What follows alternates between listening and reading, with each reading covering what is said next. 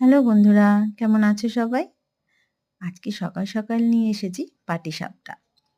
দুদিন পরেই তো সংক্রান্তি, সবার বাড়িতেই তো পিঠে পুলি শুরু হয়ে গেছে। আমার বাড়িতেও কালকে শুরু হয়েছে, তবে আমার ভিডিও করাটা ঠিক মনে ছিল না। তারপর মনে হলো না ভিডিওটা করেই ফেলি। সেই জন্য প্রথম থেকে ভিডিওটা আপলোড করতে পারলাম না। যেটুকু পারলাম সেটুকুই করছি। তো আমি এই পাটিসাপটা করার জন্য ৫০০ গ্রাম ক্ষীর নিয়ে এসেছিলাম।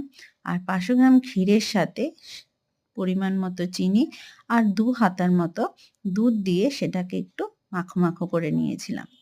করে নিয়ে একটা ব্যাটার গুলেছিলাম। আমি ১.৫ কেজি মতো দুধ নিয়েছিলাম। ১.৫ কেজি দুধের মধ্যে ৫০০ গ্রাম পাটালি গুড়, ৫০০ গ্রাম ময়দা আর ২০০ গ্রামের মতো চালের গুঁড়ো দিয়ে ভালো করে সেটাকে মাখিয়েছিলাম। এমনভাবেই সেটাকে ফেটাতে হবে যাতে তার মধ্যে আটাগুলো দানা, দানা না হয়ে থাকে। আটাগুলো দানা, দানা হয়ে থাকলে মুখে লাগলে খুব একটা ভালো লাগে না, সেই জন্য।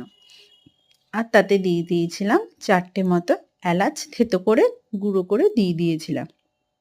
দিয়ে সেটাকে ভালো করে ফেটিয়ে নিয়েছিলাম।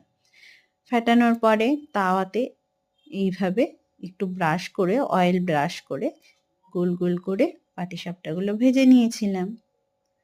আমার তো অনেকগুলোই পাটিসাপটা হয়েছে এবং তা প্রায় শেষের দিকেই। আবার মনে হচ্ছে কদিন পরে আবার আমাকে বানাতে হবে, জানো তো? তো যদি আবার কদিন পরে বানাই তাহলে আবার আপলোড করব তোমাদের সাথে পুরো ভিডিওটা। কেমন? তো সবাই বানালে জানিও কেমন লাগলো।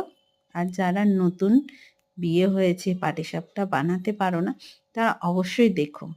কেমন? চলো টাটা বাই বাই।